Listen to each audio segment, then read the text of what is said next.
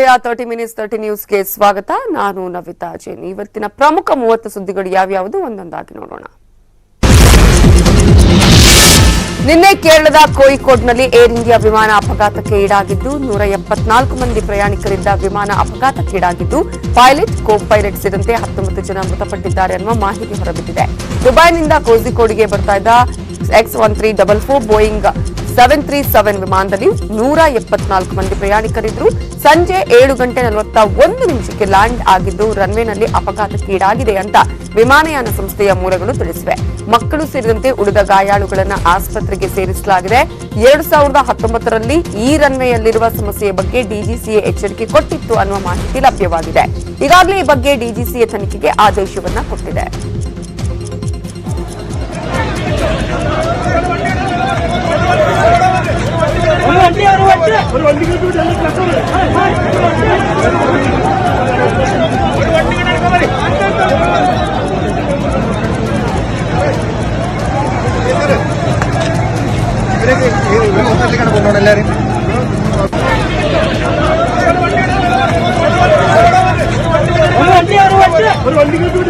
From NDRF, Fire and Rescue, and Airport Fire and out of Calicut team, Malappuram team, and we have received more than 100 ambulances from different districts. It was a coordinated effort from all the stakeholders.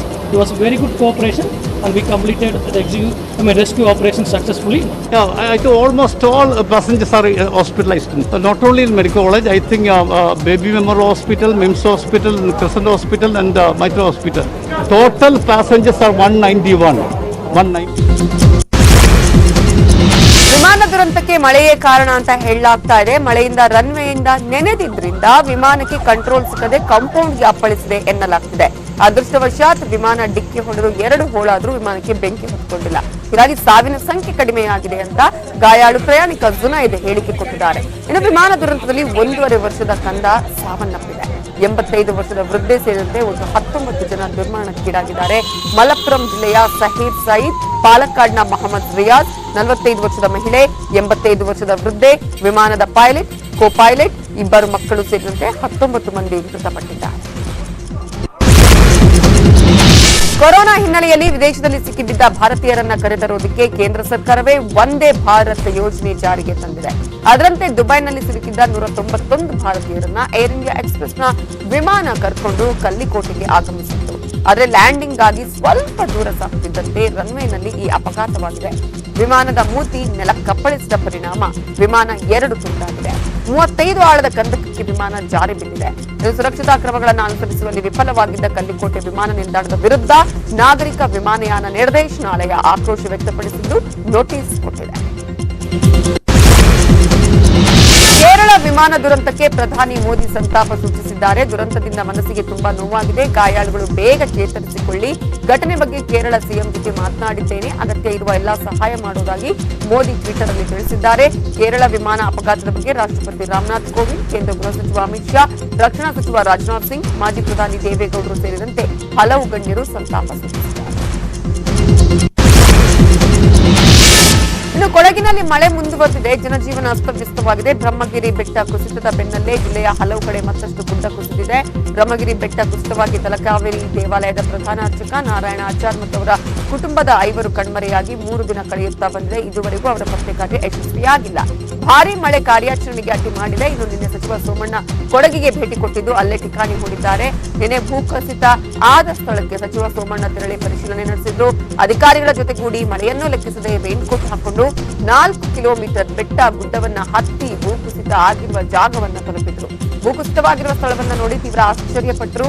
ಭಾರೀ ಸುರಿತಾ ಇದ್ದ ಮಳೆ ಗಾಳಿಯ ಸ್ಥಿತಿಯನ್ನ ಕಂಡು ಮಳೆ ನಿಲ್ಲದ ಹೊರತು ಕಾರ್ಯಾಚರಣೆ ಸಾಧ್ಯವೇ ಇಲ್ಲ ಅಂತ ಸೋಮಣ್ಣ ಹೇಳಿದ್ರು. ಒಂದು ವೇಳೆ ಮಳೆಯ ಪ್ರಮಾಣ ಕಡಿಮೆಯಾದ್ರೆ ಕಾರ್ಯಾಚರಣೆ ನಡೆಸಬಹುದು ಅನ್ನುವ ಅಭಿಪ್ರಾಯವನ್ನ ವ್ಯಕ್ತಪಡಿಸಿದರು. ಮಹಾಮಳೆಯಿಂದ ಕೊಡಗು ಬಚಾವಾಗುವ ಲಕ್ಷಣವೇ ಕಾಣಿಸ್ತಾ ಇಲ್ಲ. ಕಾವೇರಿ ಪ್ರವಾಹಕ್ಕೆ ಅಮ್ಮತ್ತಿ ಗ್ರಾಮದ ಅಚ್ಚಿನಾಡು ಪ್ರದೇಶ ಸಂಪೂರ್ಣ ಮುಳುಗಡೆಯಾಗಿದೆ. ಕಾವೇರಿ ನದಿ ಉಕ್ಕಿ ಹರಿತಾ ಇದ್ದು ಅಚ್ಚಿನಾಡು ಪ್ರದೇಶದಲ್ಲಿ 12 ಮನೆಗಳು ಜಲಾವೃತವಾಗಿದೆ. ಮುಳುಗಿರುವ ಮನೆಗಳಲ್ಲಿ ಜನ ಸಿಲುಕಿರುವ ಶಂಕೆ ವ್ಯಕ್ತವಾಗಿತ್ತು. ಈ ಪ್ರದೇಶದಲ್ಲಿ ಎಸ್ಡಿಆರ್ಎಫ್ ತಂಡ ಬೋಟ್ ಮೂಲಕ ಸಂತ್ರಸ್ತರ ರಕ್ಷಣೆಗೆ ಧಾವಿಸಿತ್ತು. ಎಸ್ಡಿಆರ್ಎಫ್ ಸಿಬ್ಬಂದಿ ಬೋಟ್ ಮೂಲಕ ಜನರಿಗಾಗಿ ಹುಡುಕಾಡುವಂತಹ ಘಟನೆ ಕೂಡ ಅಲ್ಲಿ ನಡೆಯಿತು.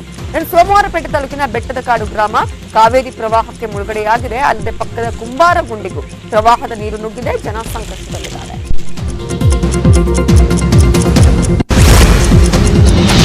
ಕೊಡಗಿನಲ್ಲಿ ಪ್ರವಾಹದಲ್ಲಿ ಸಿಲುಕಿದ್ದ 3 ತಿಂಗಳ ಮಗು ಮತ್ತು ಬಾಣಂತಿಯನ್ನ ರಕ್ಷಣೆ ಮಾಡಲಾಗಿದೆ. ಕೊಡಗು ಜಿಲ್ಲೆ ಸೋಮವಾರಪೇಟೆ ತಾಲೂಕಿನ ಬಾಳೆಗುಂಡಿ ಹಾಡಿಯಲ್ಲಿ ಉಕ್ಕಿ ಹರಿತಾ ಇರುವ ಕಾವೇರಿ ನದಿ ಪ್ರವಾಹದಲ್ಲಿ ಸಿಲುಕಿದ ತಾಯಿ ಮಗುವನ್ನ ಪೊಲೀಸ್ ಮತ್ತು ಅಗ್ನಿಶಾಮಕ ಸಿಬ್ಬಂದಿ ಹಗ್ಗದ ಸಹಾಯದಿಂದ ರಕ್ಷಣೆ ಮಾಡಿದ್ದಾರೆ. ಕೊಡಗಿನಲ್ಲಿ ಉಕ್ಕಿ ಹರಿತಾ ಇರುವ ಕಾವೇರಿ ನದಿ ಪ್ರವಾಹದಿಂದ 83 ಜನರನ್ನ ರಕ್ಷಿಸಲಾಗಿದೆ. ಎನ್ಡಿಆರ್ಎಫ್ ತಂಡದಿಂದ ವಿರಾಜಪೇಟೆ ತಾಲೂಕಿನ ಕೊಟ್ಟಮುಡಿ ಹೋದಾವಾಡಗಳಲ್ಲಿ ಜನರನ್ನ ರಕ್ಷಿಸಲಾಗಿದೆ. ಇದ ಮಡಿಕೇರಿ ಮಂಗಳೂರು ಹೆದ್ದಾರಿಯಲ್ಲಿ ಬಿರುಕು ಬಿಟ್ಟಿದೆ. 2ನೇ ಮೊಣ್ಣಂಗೇರಿ ಬಳಿ ಬಿರುಕು ಬಿಟ್ಟಿದ್ದು ರಸ್ತೆಯಲ್ಲಿ ಬ್ಯಾರಿಕೇಡ್ ಅಳವಡಿಸಲಾಗಿದೆ. ಚಿಕ್ಕಮಗಳೂರಲ್ಲಿ ಮಳೆ ನಿಂತಿಲ್ಲ. ಉಕ್ಕಿ ಹರಿತಾ ಇದ್ದ ನದಿ ಪಕ್ಕದಲ್ಲಿದ್ದ 8 ಮನೆಗಳು ಜಲಾವೃತವಾಗಿದೆ. ಕೊಪ್ಪ ತಾಲೂಕಿನ ಬಂಡಿಗಡಿ ಸಮೀಪದ ಹರಕ್ಕನಮಕ್ಕಿ ಗ್ರಾಮದಲ್ಲಿ ಘಟನೆ ನಡೆದಿದೆ. ಇತ್ತ ಚಿಕ್ಕಮಗಳೂರಿನ ಹೆಮ್ಮಕ್ಕಿ ಗ್ರಾಮದಲ್ಲಿ ಗುಡ್ಡ ಕುಸಿತವಾಗಿದೆ. ಗುಡ್ಡ ಕುಸಿದು ರಸ್ತೆಗೆ ಮಣ್ಣು ಬಿದ್ದಿದ್ದು 5-6 ಗ್ರಾಮದ ಸಂಪರ್ಕ ಬಂದ್ ಆಗಿದೆ. ಹೆಮ್ಮಕ್ಕಿ ಹಿರೇಬೈಲು ಸಂಪರ್ಕ ರಸ್ತೆ ಕಡಿತವಾಗಿದ್ದು ರಸ್ತೆ ಇಲ್ಲದೆ 5-6 ಹಳ್ಳಿಯ ಜನ ಕಂಗಾಲಾಗಿದ್ದಾರೆ. ಚಿಕ್ಕಮಗಳೂರಿನ ಚಾರ್ಮಾಡಿ ಘಾಟಲ್ಲಿ ಸತತವಾಗಿ ಗುಡ್ಡ ಕುಸಿತಾ ಇರುವ ಹಿನ್ನೆಲೆಯಲ್ಲಿ ಇಂದಿನಿಂದ ಆಗಸ್ಟ್ 11ರವರೆಗೆ ಸಂಚಾರ ಬಂದ್ ಮಾಡಲಾಗಿದೆ. ಚಿಕ್ಕಮಗಳೂರಿನಲ್ಲಿ ಉಕ್ಕಿ ಹರಿತಾ ಇರುವಂತಹ ತುಂಗಾ ನದಿ ಅವಾಂತರಗಳನ್ನು ಸೃಷ್ಟಿ ಮಾಡ್ತಾನೆ ಇದೆ. 100 ಎಕರೆ ಬಾಳೆ, ಅಡಿಕೆ, ಭತ್ತದ ಗದ್ದೆ ಮುಳುಗಡೆಯಾಗಿದೆ. ಕೊಪ್ಪ ತಾಲೂಕಿನ ಜಯಪುರ ಬಳಿಯ ಆರ್ಡಿ ಕೊಪ್ಪದಲ್ಲಿ ಘಟನೆ ನಡೆದಿದ್ದು ಆರ್ಡಿ ಕೊಪ್ಪ ಗ್ರಾಮದಲ್ಲಿ ಪ್ರವಾಹ ಕಂಡು ಜನ ಬೆಚ್ಚಿ ಬಿದ್ದಿದ್ದಾರೆ. ಗ್ರಾಮದ ಗದ್ದೆಗಳಷ್ಟೇ ಅಲ್ಲದೆ ರಸ್ತೆಗೂ ನದಿ ನೀರು ನುಗ್ಗಿ ಅವಾಂತರ ಸೃಷ್ಟಿಸಿದೆ. ಜಯಪುರ ಕೊಪ್ಪ ರಸ್ತೆ ಜಲಾವೃತವಾಗಿದ್ದು ಜಯಪುರ ಕೊಪ್ಪ ಸಂಪರ್ಕ ಬಂದ್ ಆಗಿದೆ.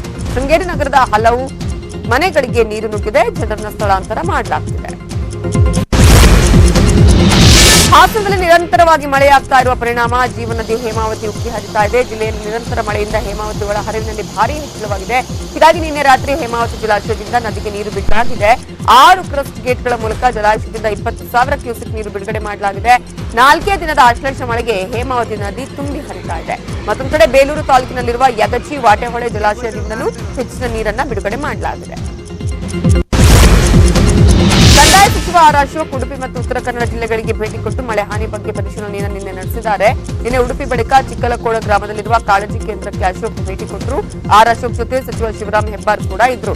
ಕಾಳಜಿ ಕೇಂದ್ರದಲ್ಲಿದ್ದ ಸುಮಾರು 65 ಮಂದಿಗೆ ಸಾಂತ್ವನ ಹೇಳಿದ್ರು. ನೆರೆ ತೊಂದರೆಯನ್ನು ಎದುರಿಸ್ತಾ ಇರುವ ಕುಟುಂಬಗಳಿಗೆ ಪರ್ಯಾಯ ಜಾಗ ಒದಗಿಸುವ ಭರವಸೆ ಕೊಟ್ಟರು. ಇನ್ನು ಮಳೆಗೆ ಹಾನಿಗೀಡಾದ 11 ಜಿಲ್ಲೆಗಳಿಗೆ ಆರ್ ಅಶೋಕ್ ತಲಾ 5 ಕೋಟಿ ಬಿಡುಗಡೆ ಮಾಡುವುದಾಗಿ ಹೇಳಿದ್ದಾರೆ. ಜಿಲ್ಲಾಧಿಕಾರಿಗಳ ಕಚೇರಿಯಲ್ಲಿ ಈ ಪ್ರವಾಹಕ್ಕೆ ಸಂಬಂಧಪಟ್ಟಂತೆ ಕೋವಿಡ್ಗೆ ಸಪರೇಟ್ ಆಗಿದೆ, ಹೌಸಿಂಗ್ಗೆ ಸಪರೇಟ್ ಆಗಿದೆ. ಅದು ಬಿಟ್ಟು 3.5 ಕೋಟಿ ರೂಪಾಯಿ ಹಣ ಇದೆ. ಇವತ್ತು 5 ಕೋಟಿ ರೂಪಾಯಿ ಹಣವನ್ನು ಇಲ್ಲಿ ನಾನು ಬಿಡುಗಡೆ ಮಾಡ್ತಾ ಇದ್ದೀನಿ. ಇವತ್ತು ಬಿಡುಗಡೆ ಮಾಡಿದ್ದೀನಿ ಇಲ್ಲಿ. ಸೊ ಈ ತಡೆಗೋಡೆಗೆ ಸಪರೇಟಾಗಿ ಹಣ ಬಿಡುಗಡೆಯನ್ನು ಮಾಡ್ತೀನಿ. ಹಾಸನ ಜಿಲ್ಲೆ ಮಳೆ ಹಾನಿ ಪ್ರದೇಶದಲ್ಲಿ ಸಚಿವ ಗೋಪಾಲಯ್ಯ ಪರಿಶೀಲನೆ ಮಾಡಿದ್ದಾರೆ. ಇನ್ನು ಸಕಲೇಶಪುರದಲ್ಲಿ ಹೊಳೆಮಲ್ಲೇಶ್ವರ ದೇವರಿಗೆ ಪೂಜೆ ಸಲ್ಲಿಸಿದ ಸಚಿವರು ಬಳಿಕ ಹೇಮಾವತಿ ನದಿಗೆ ಬಾಗಿನ ಸಮರ್ಪಣೆ ಮಾಡಿದ್ರು. ಅತಿವೃಷ್ಟಿಯಾಗದೆ ತುಂಬಿ ಹರಿಯುವಂತೆ ಸಚಿವರು ಪ್ರಾರ್ಥನೆ ಮಾಡಿದ್ರು. ಬಳಿಕ ಮಾತನಾಡಿದ ಸಚಿವರು ಮನೆ ಕಳೆದುಕೊಂಡ 400ಕ್ಕೂ ಹೆಚ್ಚು ಮಂದಿಯನ್ನ ನಿರಾಶ್ರಿತರ ಕೇಂದ್ರಕ್ಕೆ ಶಿಫ್ಟ್ ಮಾಡಿದ್ದೇವೆ. ಮಳೆಯಲ್ಲಿ ಓರ್ವ ಪ್ರಾಣ ಕಳ್ಕೊಂಡಿದ್ದಾರೆ. ಅವರ ಕುಟುಂಬಸ್ಥರಿಗೆ 5 ಲಕ್ಷ ಪರಿಹಾರ ಕೊಡುವುದಾಗಿ ತಿಳಿಸಿದ್ರು. ಅತಿ ಹೆಚ್ಚು ಕಂಬಗಳು ಬಿದ್ದು, ಮರಗಳ ಬಿದ್ದು, ಕಂಬಗಳು ಬಿದ್ದು ಕರೆಂಟ್ ಇಲ್ದಿರ್ತಕ್ಕಂಥದ್ದಕ್ಕೆ ಆ ಇಲಾಖೆಯ ಅಧಿಕಾರಿಗಳ ಜೊತೆ MD ಜೊತೆ ಮಾತಾಡಿ ಈ ಜಿಲ್ಲೆಯ ಜನತೆಗೆ ಏನು ಇವತ್ತು ಮಳೆಯಿಂದ ನಷ್ಟ ಆಗಿದೆ ಸ್ಪಂದಿಸ್ತಕ್ಕಂಥ ಕೆಲಸವನ್ನ ನಮ್ಮ ಸರ್ಕಾರ ಮುಖ್ಯಮಂತ್ರಿಗಳ ನೇತೃತ್ವದಲ್ಲಿ ಮಾಡುತ್ತೆ ಅಂತಕ್ಕಂಥದ್ದನ್ನ ಈ ಸಂದರ್ಭದಲ್ಲಿ.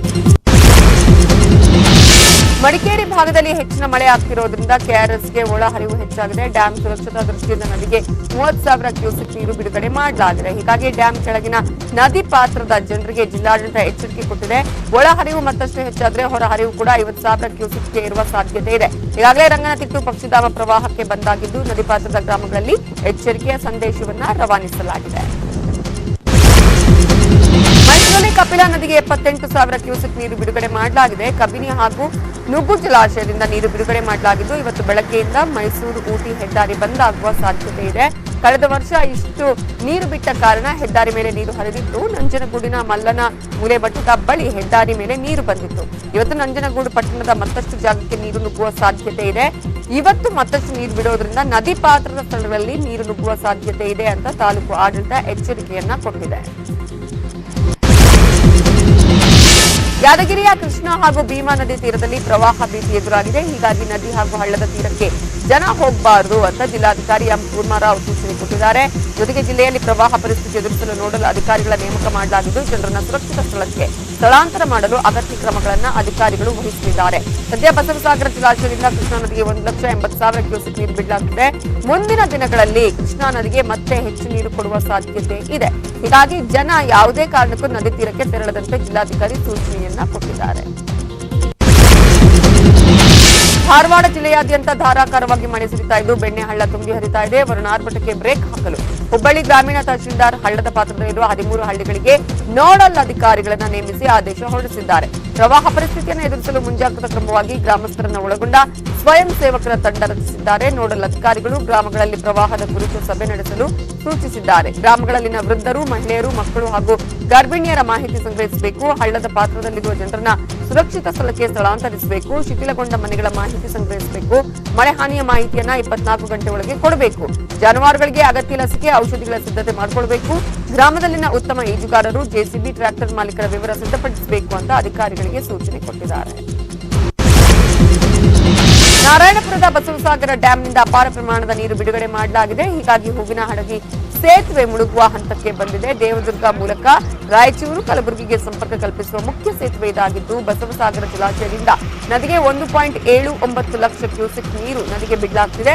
ಹೀಗಾಗಿ ದೇವದುರ್ಗದಿಂದ ಕಲಬುರಗಿಗೆ ಹೋಗುವ ವಾಹನಗಳು ಈಗ ತಿಂತಿಣಿ ಬ್ರಿಡ್ಜ್ ಮುಖಾಂತರ ಪ್ರಯಾಣವನ್ನ ಮಾಡಬೇಕಾಗಿದೆ. ಬಾಗಲಕೋಟೆಯಲ್ಲಿ ಕೃಷ್ಣಾ ಘಟಪ್ರಭಾ ನದಿಯಲ್ಲಿ ಒಳಹರಿವು ಹೆಚ್ಚಾಗಿದ್ದು ಮುಧೋಳ ಯಾದವಾಡ ಸಂಪರ್ಕ ಸೇತುವೆ ಮುಳುಗಡೆಯ ಭೀತಿ ಎದುರಿಸುತ್ತಾ ಇದೆ. ಕಳೆದ ವರ್ಷದ ಪ್ರವಾಹಕ್ಕೆ ಸೇತುವೆ ಕೊಚ್ಚಿ ಹೋಗಿತ್ತು. ಈಗಷ್ಟೇ ಹೊಸ ಸೇತುವೆ ನಿರ್ಮಾಣ ಮಾಡಲಾಗಿತ್ತು. ಈಗ ಮತ್ತೆ ಪ್ರವಾಹಕ್ಕೆ ಮುಳುಗುವ ಭೀತಿ ಎದುರಾಗಿದೆ. ಅತ್ತ ಜಮಖಂಡಿಯ ಕೃಷ್ಣಾ ನದಿಯಲ್ಲೂ ಹೆಚ್ಚಾಗಿದೆ ಒಳಹರಿವು. ಜಮಖಂಡಿ ಚಿಕ್ಕಪಡಿಸಲಗಿ ಸೇತುವೆ ಜಲಾವೃತವಾಗುವ ಆತಂಕ ಇದೆ. ಬಾಗಲಕೋಟೆಯಲ್ಲಿ ಕ್ಷಣ ಕ್ಷಣಕ್ಕೂ ಮಲಪ್ರಭೆಯ ಅಬ್ಬರ ಜಾಸ್ತಿ ಆಗ್ತಾ ಇದ್ದು ಕಮಟಗಿಯ ಚಿಕ್ಕ ಸೇತುವೆ ಜಲಾವೃತಕ್ಕೆ 1 ಅಡಿ ಮಾತ್ರ ಬಾಕಿ ಇದೆ. ಕೇರಳದ ವಯನಾಡಿನಲ್ಲಿ ಧಾರಾಕಾರ ಮಳೆಯಾಗ್ತಾ ಇರುವ ಪರಿಣಾಮ ಬಂಡೀಪುರ ರಾಷ್ಟ್ರೀಯ ಉದ್ಯಾನವನದ ಮೂಲೆಹೊಳೆ ಹಳ್ಳ ಉಕ್ಕಿ ಹರಿತಾ ಇದೆ. ರಾಷ್ಟ್ರೀಯ ಹೆದ್ದಾರಿ 766ರ ಮೇಲೆ ನೀರು ಉಕ್ಕಿ ಹರಿತಾ ಇದ್ದು ಹೆದ್ದಾರಿಯನ್ನ ಬಂದ್ ಮಾಡಲಾಗಿದೆ. ಇದರಿಂದ ಗುಂಡ್ಲುಪೇಟೆ ಮಾರ್ಗ ಕರ್ನಾಟಕ ಕೇರಳ ನಡುವೆ ವಾಹನ ಸಂಚಾರ ಸ್ಥಗಿತಗೊಂಡಿದೆ. ಈ ಮಾರ್ಗವಾಗಿ ನಿನ್ನೆ ಬೆಳಗ್ಗೆ 11 ಗಂಟೆಯಿಂದಲೇ ಎಲ್ಲಾ ವಾಹನ ಸಂಚಾರವನ್ನ ಬಂದ್ ಮಾಡಲಾಗಿತ್ತು. ಮಳೆ ಪ್ರವಾಹದ ಹಿನ್ನೆಲೆಯಲ್ಲಿ ರಾಜ್ಯ ಸರ್ಕಾರ ಅಗತ್ಯ ತುರ್ತು ಕ್ರಮಗಳನ್ನು ಜಾರಿ ಮಾಡೋದಕ್ಕೆ ಸೂಚನೆ ಕೊಟ್ಟಿದೆ. ಎಲ್ಲೆಲ್ಲಿ ಡ್ಯಾಂ ಭರ್ತಿಯಾಗಿದೆಯೋ ಅಲ್ಲಿ ನೀರು ಹೊರಬಿಡೋದಕ್ಕೆ ಸೂಚನೆಯನ್ನು ನೀಡಲಾಗಿದೆ. ಅಲ್ಲದೆ ಅಪಾಯದ ಸ್ಥಳದಲ್ಲಿರುವವನ್ನ ಸ್ಥಳಾಂತರ ಮಾಡಲಾಗ್ತಾ ಇದೆ. ದೋಣಿ, ದೀಪ ಸೇರಿದಂತೆ ಅಗತ್ಯ ವಸ್ತುಗಳನ್ನು ನೆರೆ ಪ್ರದೇಶಗಳಿಗೆ ಕಳುಹಿಸಿಕೊಡಲಾಗಿದೆ. ಮಳೆ ಹೆಚ್ಚಿರುವ 9 ಜಿಲ್ಲೆಗಳಲ್ಲಿ ಈಗಾಗಲೇ 12 ಸಂತ್ರಸ್ತ ಕೇಂದ್ರಗಳನ್ನು ತೆರೆಯಲಾಗಿದೆ. ಗುಡ್ಡ ಕುಸಿತದಲ್ಲಿ ಸಿಕ್ಕಾಕೊಂಡವರನ್ನ ಬಚಾವ್ ಮಾಡುವ ಕೆಲಸಕ್ಕೆ ಆದ್ಯತೆ ಕೊಡಲಾಗಿದೆ. ಮಳೆ ಪರಿಹಾರಕ್ಕಾಗಿ ಸರ್ಕಾರ 123 ಕೋಟಿ ರೂಪಾಯಿ ತೆಗೆದಿಟ್ಟಿದೆ.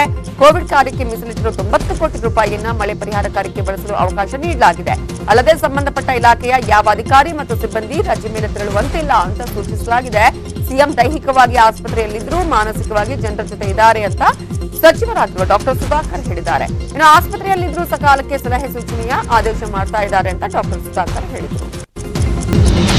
ಮನೆಯ ಪಕ್ಕದಲ್ಲೇ ಭೂಕುಸಿತ ಉಂಟಾಗಿ ಬಾತ್ರೂಮ್ ಕಣ್ಣೆದುರಲ್ಲೇ ಕೊಚ್ಚಿಕೊಂಡು ಹೋಗಿದೆ. ಚಿಕ್ಕಮಗಳೂರು ಜಿಲ್ಲೆಯ ಶೃಂಗೇರಿ ತಾಲೂಕಿನ ಗಿಣಿಕಲ್ ಗ್ರಾಮದಲ್ಲಿ ಘಟನೆ ನಡೆದಿದೆ. ಸುದರ್ಶನ್ ಅನ್ನೋರು ಮನೆ ಖಾಲಿ ಮಾಡ್ತಾ ಇರುವಾಗಲೇ ಈ ಅವಘಡ ಸಂಭವಿಸಿದೆ. ನೋಡ್ತಾ ಇದ್ದಂತೆ ಮನೆಯ ಪಕ್ಕದಲ್ಲಿ ಭೂಕುಸಿತ ಉಂಟಾಗಿದೆ. ಇನ್ನು ಚಿಕ್ಕಮಗಳೂರಿನ ಮಳೆಗೆ ಜನ ಬೆಚ್ಚಿ ಬಿದ್ದಿರುವಾಗಲೇ ಕೆಲ ಯುವಕರು ಹರಿಯುವ ನೀರಲ್ಲಿ ವಾಹನವನ್ನು ಚಲಾಯಿಸಿ ದುಸ್ಸಾಹಸವನ್ನ ಮಾಡಿದ್ದಾರೆ. ಕೊಪ್ಪ ತಾಲೂಕಿನ ಕೂವೆ ಎಸ್ಟೇಟ್ನ ಗುಡ್ಡದಿಂದ ಹರಿತಾ ಇರುವ ಭಾರೀ ಪ್ರಮಾಣದ ನೀರು ಜಲಪಾತದ ರೀತಿಯಲ್ಲಿ ಹರಿತಾ ಇತ್ತು. ಇದೇ ನೀರಿನ ಮಧ್ಯೆ ಯುವಕರು ವಾಹನವನ್ನ ಚಲಾಯಿಸಿದ್ದಾರೆ. ಇನ್ನು ಮೂಡಿಗೆರೆಯಲ್ಲಿ ಮಳೆ ಗಾಳಿ ಅಬ್ಬರ ಜೋರಾಗಿದ್ದು ಕಳೆದ ವರ್ಷ ಕಟ್ಟಿದ ಮನೆ ಬೀಳುವ ಆತಂಕದಲ್ಲಿದೆ. ನಾಗಮ್ಮ ಅನ್ನೋರಿಗೆ ಸೇರಿದ ಮನೆ ಗೃಹ ಪ್ರವೇಶವಾಗಿ ವರ್ಷವೂ ಕಳೆದಿಲ್ಲ. ಸಾಲ ಸೋಲ ಮಾಡಿ ಮನೆ ಕಟ್ಟಿದ ನಾಗಮ್ಮ ಕಂಗಾಲಾಗಿದ್ದಾರೆ. ತುಂಗಭದ್ರಾ ನದಿ ತುಂಬಿ ಹರಿತಾ ಇರೋದ್ರಿಂದ ಹರಿಹರ ತಾಲೂಕಿನ ರಾಜನಹಳ್ಳಿ ಬಳಿ ಸುಮಾರು 30 ಕೋತಿಗಳು ಅಪಾಯದಲ್ಲಿ ಸಿಲುಕಿದ್ವು. 2 ದಿನದಿಂದ ಆಹಾರ ಇಲ್ಲದೆ ಕಂಗಾಲಾಗಿದ್ವು. ನಿನ್ನೆ ಸ್ಥಳಕ್ಕೆ ಬಂದ ಅರಣ್ಯ ಇಲಾಖೆ ಹಾಗೂ ಅಗ್ನಿಶಾಮಕ ಸಿಬ್ಬಂದಿ ಸುಮಾರು 6 ಗಂಟೆಗಳ ಕಾಲ ಕಷ್ಟಪಟ್ಟು ಕೋತಿಗಳನ್ನ ರಕ್ಷಣೆ ಮಾಡುವಲ್ಲಿ ಸಕ್ಸಸ್ ಆಗಿದ್ದಾರೆ. ಉಡುಪಿಯಲ್ಲಿ ನೀರಿನ ಹೊಂಡಕ್ಕೆ ಟಿಪ್ಪರ್ ಮಗುಚಿ ಬಿದ್ದಿದೆ. ಲಾರಿಯಿಂದ ಹೊರಬರಲಾರದೆ ಚಾಲಕ ಅರುಣ್ ಕುಮಾರ್ ಹಾಗೂ ಲಾರಿಯಲ್ಲಿದ್ದ ಮತ್ತೋರ್ವ ಯುವಕ ಕಿಶೋರ್ ಮೃತಪಟ್ಟಿದ್ದಾರೆ. ನಿಂಜೂರು ಗ್ರಾಮದ ಮದಗ ಅನ್ನುವಲ್ಲಿ ನಿಯಂತ್ರಣ ತಪ್ಪಿ ನೀರು ತುಂಬಿದ ಹೊಂಡಕ್ಕೆ ಟಿಪ್ಪರ್ ಬಿದ್ದಿದ್ದು ಈ ಸಂಬಂಧ ಕಾರ್ಕಳ ನಗರ ಪೊಲೀಸ್ ಠಾಣೆಯಲ್ಲಿ ಪ್ರಕರಣ ದಾಖಲಾಗಿದೆ. ಗಾಳಿ ಮಳೆಗೆ ಸಕಲೇಶಪುರ ತಾಲೂಕಿನ ಕಬ್ಬಿನಹಳ್ಳಿ ಗ್ರಾಮದಲ್ಲಿ ಇತ್ತೀಚೆಗಷ್ಟೇ ನಿರ್ಮಾಣ ಮಾಡಲಾಗಿದ್ದ ಕೋಳಿ ಫಾರ್ಮ್ ಕಟ್ಟಡ ಕುಸಿದು ಬಿದ್ದಿದೆ. ಲಕ್ಷಾಂತರ ರೂಪಾಯಿ ನಷ್ಟ ಸಂಭವಿಸಿದೆ. ಕಳೆದ 20 ದಿನಗಳಿಂದಷ್ಟೇ ಚಂದ್ರಶೇಖರ್ ಅನ್ನೋರು ಸ್ವಂತ ಕೋಳಿ ಫಾರ್ಮ್ ಶುರು ಮಾಡಿದ್ರು. ಸುಮಾರು 5,000 ಕೋಳಿ ಮರಿಗಳನ್ನ ಶೆಡ್ ಅಲ್ಲಿ ಸಾಕಣೆ ಮಾಡ್ತಾ ಇದ್ರು.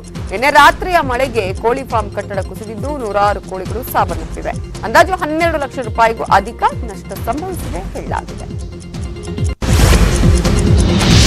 ರಾಜ್ಯದಲ್ಲಿ ನಿನ್ನೆ ಸಹ ಕೊರೋನಾ ಸೋಂಕಿತರ ಸಂಖ್ಯೆ 6,000 ಗಡಿ ದಾಟಿದೆ. ನಿನ್ನೆ ರಾಜ್ಯದಲ್ಲಿ 6,670 ಮಂದಿ ಹೊಸ ಸೋಂಕಿತರು ಪತ್ತೆಯಾಗಿದ್ದಾರೆ. ನಿನ್ನೆ ರಾಜ್ಯದಲ್ಲಿ 101 ಮಂದಿ ಕೊರೋನಾದಿಂದ ಮೃತಪಟ್ಟಿದ್ದಾರೆ. ರಾಜ್ಯದಲ್ಲಿ ಒಟ್ಟು ಕೊರೋನಾ ಸೋಂಕಿತರ ಸಂಖ್ಯೆ ಈ ಮೂಲಕ 1,64,924ಕ್ಕೆ ಏರಿಕೆಯಾಗಿದೆ. ರಾಜ್ಯದಲ್ಲಿ ನಿನ್ನೆ 3,951 ಮಂದಿ ಡಿಸ್ಚಾರ್ಜ್ ಆಗಿದ್ದಾರೆ. ಈವರೆಗೆ ಡಿಸ್ಚಾರ್ಜ್ ಆದವರ ಸಂಖ್ಯೆ 84,232ಕ್ಕೆ ಏರಿಕೆಯಾಗಿದೆ. ರಾಜ್ಯದಲ್ಲಿ ಒಟ್ಟು ಸಾವಿನ ಪ್ರಮಾಣ 2,998ಕ್ಕೆ ಏರಿಕೆಯಾಗಿದೆ. ಬೆಂಗಳೂರಲ್ಲಿ ನಿನ್ನೆ 2,147 ಸೋಂಕಿತರು ಪತ್ತೆಯಾಗಿದ್ದಾರೆ. ಬೆಂಗಳೂರಲ್ಲಿ ನಿನ್ನೆ 22 ಮಂದಿ ಕೊರೋನಾದಿಂದಾಗಿ ಸಾವನ್ನಪ್ಪಿದ್ದಾರೆ. ಸಿದ್ದರಾಮಯ್ಯ ಅವರು ಕೊರೋನಾ ಸೋಂಕಿಗೆ ತುತ್ತಾದ ಬೆನ್ನಲ್ಲೇ ಅವರ ಪುತ್ರ ಶಾಸಕ ಯತೀಂದ್ರ ಸಿದ್ದರಾಮಯ್ಯ ಅವರಿಗೂ ಸೋಂಕು ದೃಢಪಟ್ಟಿದೆ. ಈ ಬಗ್ಗೆ ಟ್ವೀಟ್ ಮಾಡಿ ದೃಢಪಡಿಸಿರುವ ಯತೀಂದ್ರ, ನನ್ನ ಸಂಪರ್ಕಕ್ಕೆ ಬಂದಿರುವವರು ಕ್ವಾರಂಟೈನ್ ಆಗಿ ಮುಂಜಾಗ್ರತೆಯನ್ನು ವಹಿಸಿ ಅಂತ ಮನವಿ ಮಾಡಿದ್ದಾರೆ. ಈಗಾಗಲೇ ಸೋಂಕು ದೃಢಪಟ್ಟಿರುವ ಸಿದ್ದರಾಮಯ್ಯ ಅವರು ಮಣಿಪಾಲ್ ಆಸ್ಪತ್ರೆಗೆ ದಾಖಲಾಗಿ ಚಿಕಿತ್ಸೆಯನ್ನ ಪಡೆದಿದ್ದಾರೆ. ರಾಯಚೂರು ಶಾಸಕ ಡಾಕ್ಟರ್ ಶಿವರಾಜ್ ಪಾಟೀಲ್ಗೆ ಕೊರೋನಾ ಪಾಸಿಟಿವ್ ದೃಢಪಟ್ಟಿದೆ. ಶಾಸಕರಿಗೆ ಯಾವುದೇ ರೀತಿಯ ಲಕ್ಷಣಗಳು ಇಲ್ಲದೆ ಇರುವುದರಿಂದ ಬೆಂಗಳೂರಿನ ಮನೆಯಲ್ಲೇ ಹೋಮ್ ಐಸೋಲೇಷನ್ ಆಗಿದ್ದಾರೆ. ಇವತ್ತು ಕುಟುಂಬಸ್ಥರು ಹಾಗೂ ಶಾಸಕರ ಆಪ್ತರಿಗೆ ಕೋವಿಡ್ ಟೆಸ್ಟ್ ಅನ್ನ ಮಾಡಲಾಗುತ್ತೆ. ಕಲಬುರಗಿ ಭೇಟಿಯಿಂದಾಗಿ ಕೆಪಿಸಿಸಿ ಅಧ್ಯಕ್ಷ ಡಿಕೆ ಶಿವಕುಮಾರ್ಗೂ ಈಗ ಕೊರೋನಾ ಆತಂಕ ಎದುರಾಗಿದೆ. ಆಗಸ್ಟ್ 4ರಂದು ಡಿಕೆಶಿ ಕಲಬುರಗಿ ಪ್ರವಾಸವನ್ನ ಮಾಡಿದ್ದ ವೇಳೆ ಡಿಕೆಶಿಗೆ ಸನ್ಮಾನವನ್ನ ಮಾಡಿದ್ರು ಜೆಎಂ ಕೊರಗು ಫೌಂಡೇಶನ್ ಅಧ್ಯಕ್ಷ ಜಯಪ್ಪ ಕೊರಗು. ಈಗ ಅವರಿಗೆ ಸೋಂಕು ದೃಢಪಟ್ಟಿದೆ. ಡಿಕೆಶಿ ದತ್ತಾತ್ರೇಯ ದೇವಸ್ಥಾನಕ್ಕೆ ತೆರಳುವ ವೇಳೆ ಅಫ್ಜಲ್ಪುರ ತಾಲೂಕಿನ ಚೌಡಾಪುರ ಕ್ರಾಸ್ ಅಲ್ಲಿ ಡಿಕೆಶಿಗೆ ಕೊರಗು ಸನ್ಮಾನವನ್ನ ಮಾಡಿದ್ರು. ಈ ಸನ್ಮಾನದ ವೇಳೆ ನೂರಾರು ಜನ ಸೇರಿದ್ರು. ಸನ್ಮಾನ ಮಾಡಿರುವ ವ್ಯಕ್ತಿ ಈಗ ಸೋಂಕಿಗೆ ತುತ್ತಾಗಿರುವುದರಿಂದ ಡಿಕೆಶಿ ಸೇರಿದಂತೆ ಈಗ ಹಲವರು ಕೊರೋನಾದ ಆತಂಕದಲ್ಲಿದ್ದಾರೆ. ಕೋವಿಡ್ ಕರ್ತವ್ಯಕ್ಕೆ ಗೈರಾಗಿದ್ದ ಪಶ್ಚಿಮ ವಲಯದ 3,000 ಸಿಬ್ಬಂದಿಗೆ ನೋಟಿಸ್ ಕೊಡಲಾಗಿದೆ. ಬಿಬಿಎಂಪಿ ಪಶ್ಚಿಮ ವಲಯದ ಕೋವಿಡ್ ಪರಿಸ್ಥಿತಿ ಬಗ್ಗೆ ಡಿಸಿಎಂ ಅಶ್ವಥ್ ನಾರಾಯಣ ಅವರು ನಿನ್ನೆ ಸಭೆಯನ್ನು ನಡೆಸಿದ್ದು, ಈ ವೇಳೆ ಗೈರಾದ ಸಿಬ್ಬಂದಿಗಳಿಗೆ ನೋಟಿಸ್ ಕೊಡುವುದಕ್ಕೆ ತೀರ್ಮಾನಿಸಲಾಗಿದೆ. ಸಿಬ್ಬಂದಿ ಕೊರತೆಯಿಂದಾಗಿ ಶಂಕಿತ ರೋಗಿಗಳ ಗಂಟಲು ದ್ರವ ಮಾದರಿ ಸಂಗ್ರಹದಲ್ಲಿ ಸಂಕಷ್ಟ ಆಗ್ತಿದೆ. ಹೀಗಾಗಿ ಹೆಚ್ಚುವರಿ ಸಿಬ್ಬಂದಿಯನ್ನ ಕಾಲೇಜು ಶಿಕ್ಷಣ ಇಲಾಖೆಯಿಂದ ಒದಗಿಸುವಂತೆ ಸೂಚಿಸಲಾಗಿದೆ. ಲ್ಯಾಬ್ ಟೆಕ್ನಿಷಿಯನ್ಗಳ ಕೊರತೆ ಕೂಡ ಇದ್ದು ಪರ್ಯಾಯ ವ್ಯವಸ್ಥೆಗೆ ಡಿಸಿಎಂ ಅಧಿಕಾರಿಗಳಿಗೆ ಸೂಚನೆಯನ್ನ ನೀಡಿದ್ದಾರೆ. ಉತ್ತರ ಪ್ರದೇಶದ ಅಯೋಧ್ಯೆಯಲ್ಲಿ ರಾಮ ಮಂದಿರ ನಿರ್ಮಾಣವಾಗ್ತಾ ಇರುವ ಬಗ್ಗೆ ಸಂತಸ ವ್ಯಕ್ತಪಡಿಸಿ CM BSY UP CM Yogi Adityanath ಅವರಿಗೆ ಪತ್ರ ಬರೆದಿದ್ದಾರೆ. ಕರ್ನಾಟಕ ರಾಜ್ಯದಿಂದ ಅಯೋಧ್ಯೆಗೆ ಸಾವಿರಾರು ಜನ ಭೇಟಿ ಕೊಡ್ತಾರೆ. ಹಾಗಾಗಿ ಅಯೋಧ್ಯೆಯಲ್ಲಿ ಕರ್ನಾಟಕ ಸರ್ಕಾರಕ್ಕೆ 2 ಎಕರೆ ಭೂಮಿ ಕೊಡಬೇಕು ಅಂತ ಮನವಿ ಮಾಡಿಕೊಂಡಿದ್ದಾರೆ. ರಾಜ್ಯದಿಂದ ಅಯೋಧ್ಯೆಗೆ ಭಕ್ತರು ಭೇಟಿ ಕೊಡ್ತಾರೆ. ಅವರಿಗಾಗಿ ಯಾತ್ರಿ ನಿವಾಸ ನಿರ್ಮಾಣ ಮಾಡಬೇಕಾಗಿದೆ. ಈ ಉದ್ದೇಶದಿಂದ ಕರ್ನಾಟಕಕ್ಕೆ ಉತ್ತರ ಪ್ರದೇಶ ಸರ್ಕಾರ 2 ಎಕರೆ ಜಾಗ ಕೊಡಬೇಕು ಅಂತ ಸಿಎಂ ಯಡಿಯೂರಪ್ಪ ಪತ್ರದಲ್ಲಿ ಉಲ್ಲೇಖವನ್ನ ಮಾಡಿದ್ದಾರೆ. ಇದೇ ಹೊತ್ತಿನ 30 ಮಿನಿಟ್ಸ್ ನೋಡ್ತಾ ನ್ಯೂಸ್ 8 ಕನ್ನಡ, ಜಾಲ ನಮ್ಮದು, ಬಲ ನಿಮ್ಮದು.